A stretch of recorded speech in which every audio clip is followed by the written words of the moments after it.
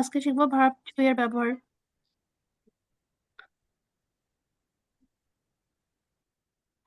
প্রথমে সাবজেক্ট হবে, তারপরে প্লাস হচ্ছে ভার্ব টু থাকবে। ভার্ব টু থাকবে। তো আমরা হচ্ছে অতীতে যে কাজগুলো করে থাকি, আমরা অতীতে যে কাজগুলো করে থাকি সেক্ষেত্রে আমরা ভার্ব টু ব্যবহার করব সাবজেক্টের সাথে। এখানে কিন্তু সাবজেক্টের সাথে সরাসরি কিন্তু ভার্ব টু ব্যবহার করা হয়েছে, এখানে কিন্তু আর কোনো কিছু নাই। সো আমরা যে বলি হচ্ছে আমি খেয়েছিলাম, আমি কথা বলেছিলাম, হ্যাঁ আমি গিয়েছিলাম, আমি দিয়েছিলাম, আমি নিয়েছিলাম, আমি হেঁটেছিলাম, সে হেঁটেছিল, তারা হেঁটেছিল, তারা কাজ করেছিল।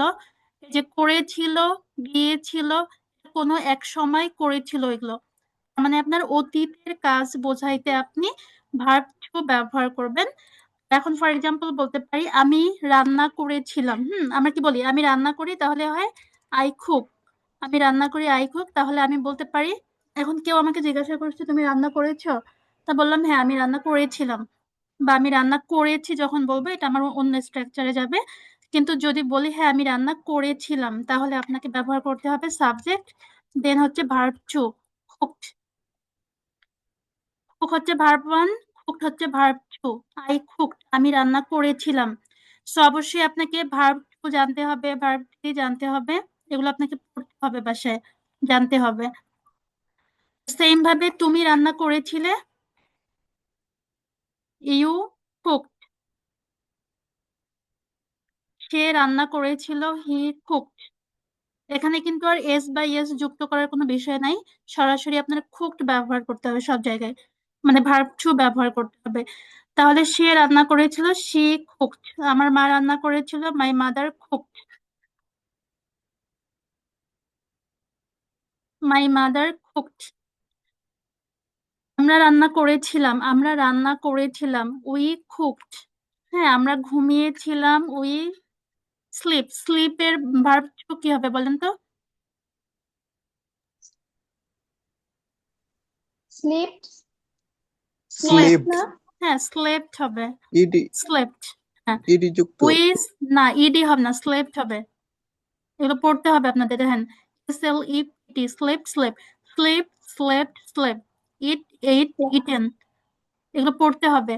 এটা রিড রেড রেড, এটা বানান একই কিন্তু উচ্চারণটা রেড হবে। হ্যাঁ রাইট রোড রিটেন, এগুলো পড়তে হবে, পড়লেই পারবেন। তাহলে আমরা ঘুমিয়েছিলাম, উই স্লেপ্ট। আমরা হেঁটেছিলাম, তাহলে কি হবে? উই। হাঁটা ইংরেজি ওয়াকড। কি?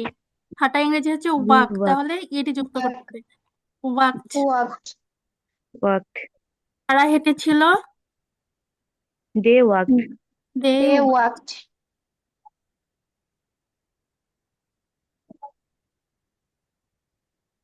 আমরা কাজ করেছিলাম,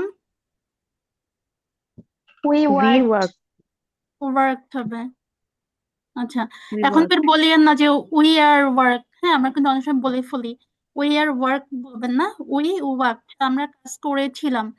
সেম ভাবে এখানে একটু বলবেন, দেখেন এখানে, দেখেন টেক মানে নেওয়া, ভার্ব হচ্ছে টুক। তাহলে আমি টুক। নিয়েছিলাম, আই টুক। হ্যাঁ আমি নিয়েছিলাম, আই টুক। তুমি নিয়েছিলে, টুক। ইউ টুক। তারা নিয়েছিল, দে টুক। আমি দিয়েছিলাম, আই গেভ। আমি তোমাকে দিয়েছিলাম, I gave you. I gave you. আমি তাকে দিয়েছিলাম, আই গেভ হিম।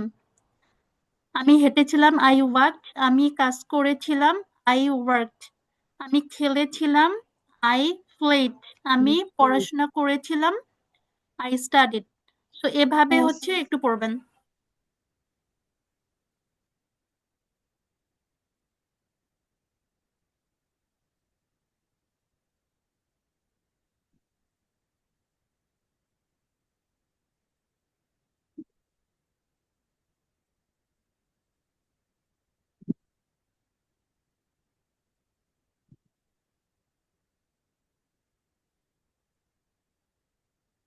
আচ্ছা, এতটুকু জায়গায় তো কারো কোনো কোশ্চেন নাই? কোশ্চেন আছে কি কারো ভার্ব না। টু এর ব্যবহার? তাহলে এখানে কিন্তু আপনার ভার্বের সাথে এস বাই এস কোনো কিছুই যুক্ত করতে হবে না, সরাসরি ভার্ব ব্যবহার করতে হবে। আর যখন আপনি সরাসরি ভার্ব ওয়ান ব্যবহার করবেন, সরাসরি ভার্ব ওয়ান ব্যবহার করবেন এখানে, তখন আপনার থার্ড পারসন সিঙ্গুলার নাম্বার হলে এস বাই এস যুক্ত করতে হবে, এতটুকুই। তো এখন একজন বলবেন, দুর্লভ ভাইয়া শুনতে পাচ্ছেন?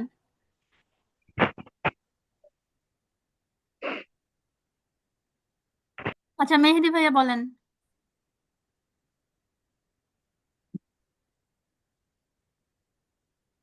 হ্যালো মেহেদি ভাইয়া, হ্যালো, জি আপু। বলেন। এই যে এগুলো বলেন, সাবজেক্ট হি নেবেন। সাবজেক্ট হি। জি,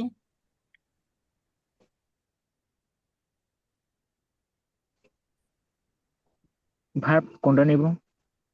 প্রত্যেকটা দিয়ে বলবেন, এখানে যে কয়েকটা ভার্ব আছে প্রত্যেকটা দিয়ে বলবেন।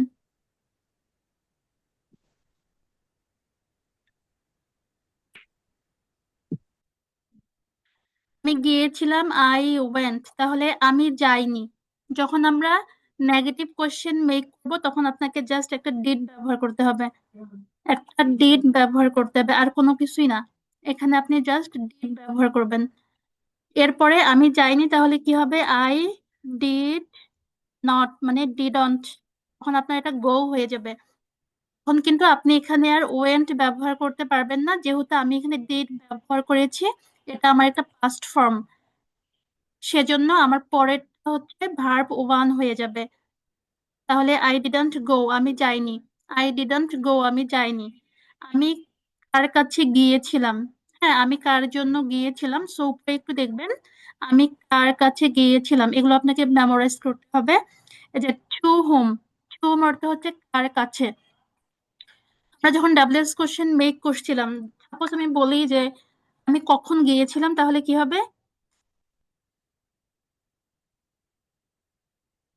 বলেন, এটা কি হবে? আমি কখন গিয়েছিলাম? When I go, ইয়া নইব। ভালো করে When বলেন। I go, আমি কখন গিয়েছি? আচ্ছা, আমি গত ক্লাসেও বলছি ডাব্লিউএস কোশ্চেনের পর কখনোই সাবজেক্ট আসবে না। When do When I go, do আপু? do আমাদের I এখানে go? ডু হ্যাঁ, না, when do I go? আমাদের এখানে Did. ডিড আসবে, ঠিক আছে? When তাহলে did when I go? When did I go? Did Did I I go? Go, আমি কখন গিয়েছিলাম, ওয়েন ডিড আই গো। আপনি শুধুমাত্র এই যে ডাব্লিউএস কোশ্চেনটা বাদ দিয়ে এখানে বলা হয়েছে আমি কার কাছে গিয়েছিলাম। কার কাছে ইংরেজি হচ্ছে টু হোম। টু হোম অর্থ হচ্ছে কার কাছে, আপনি জাস্ট এই জায়গাটা পরিবর্তন করে টু হোম বসাই দিবেন। To whom did I go? হ্যাঁ, to home did I go, আমি কার কাছে গিয়েছিলাম। সে কার কাছে গিয়েছিল, to home did he go. Just আপনার সাবজেক্ট পরিবর্তন হয়ে যাবে। তাহলে তারা কার কাছে গিয়েছিল কি হবে? To whom did they go? To home did they go. তারপরে হচ্ছে বলেন যে Go.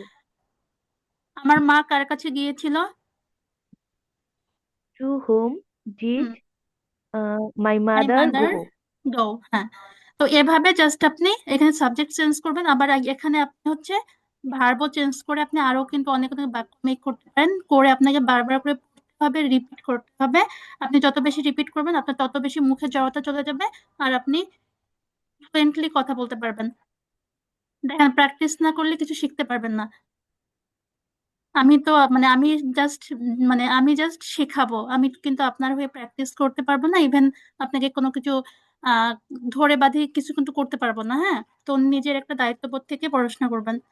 আচ্ছা, সেম ভাবে এখানে একটু দেখবেন, আমি কার জন্য গিয়েছিলাম, তাহলে আমাকে জানতে হবে কার জন্য।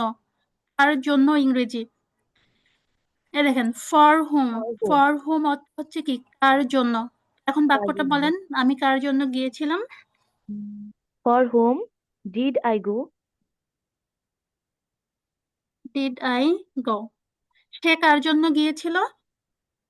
For whom did she go? হ্যাঁ, তারা কার জন্য গিয়েছিল। For whom did they go? আচ্ছা, এখন কার জন্য, হ্যাঁ এখানে যদি বলি কিসের জন্য, আমরা বলি না তুমি কিসের জন্য আসছো, বা কিসের জন্য এসেছিলা, কিসের জন্য গিয়েছিলা। তো কিসের জন্য, তাহলে আপু এটা এখানে জানতে আপনার হবে আগে। হবে, এখানে লিখি নেই মেবি। আচ্ছা, তখন আপনার হবে ফর হোয়াট হবে, ঠিক আছে, ফর For হোয়াট what? হবে। হ্যাঁ, কিসের জন্য, ফর হোয়াট। সো এগুলা এই মানে এখানে যে কয়েকটা দেওয়া আছে এগুলো আপনারা হচ্ছে আগে মুখস্থ করেন, দেন আমি পরের ক্লাসে আরো কিছু দিব। একবারে এত কিছু শেখা যাবে না, অল্প অল্প করে শিখবো, কিন্তু প্রপারলি স্পিকিং এ ব্যবহার করতে হবে। আচ্ছা, তারপরে দেখবেন কার সাথে গিয়েছিল। হ্যাঁ, কার সাথে গিয়েছিল। আচ্ছা, এই বাক্যটা কিন্তু আরেকভাবে লেখা যাবে। অনেক সময় দেখবেন বইয়ের মধ্যে যেটা, সেটা হচ্ছে এই যে আপনার ফরটা কিন্তু শেষে দেয়। ফরটা যদি আপনি শেষে দেন, হুমটা মানে whom did I go for, whom did I go for, ঠিক আছে? এভাবেও আপনার বাক্যটা মেক হবে। আবার আমি যেভাবে লিখছি এভাবেও কিন্তু হবে, দুই ভাবে এটা হবে। বেশিরভাগ বইয়ে দেখবেন যে মানে প্রিপোজিশন গুলো শেষে দেওয়া থাকে। আপু দুই ভাবেই হবে না? হ্যাঁ, দুই ভাবে, রাইট। এটা আপনার আর কি ফর্মাল, এটা প্রিপোজিশনটা হুম। শেষে দেওয়া। সেম ভাবে যতগুলো প্রিপোজিশন যুক্ত আছে প্রত্যেকটাই আপনি শেষে দিতে পারবেন, আবার চাইলে সামনেও দিতে পারবেন, সেটা আপনার ইচ্ছা। আচ্ছা, উইথ হোম হচ্ছে কার সাথে, সেম ভাবে বলেন with home. With home did I with home did I গো হবে আপু? কার আমি সাথে নেই তো আমি এখানে। গিয়েছিলাম, হ্যাঁ।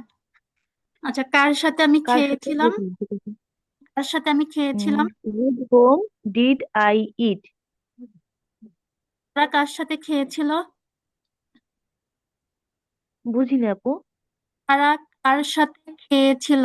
ও, উইথ হোম ডিড দে ইট? হুম। আচ্ছা, এখন কি এতটুকু বুঝতে পারছেন? কারো কোয়েশ্চেন থাকলে করতে পারেন, এতটুকু জায়গা। হ্যাঁ আপু, বুঝতে পারছি। জি, না, এতটুকু কোনো বুঝেছি। question নেই। সারিকা আপু বুঝতে পারছেন? জি আপু।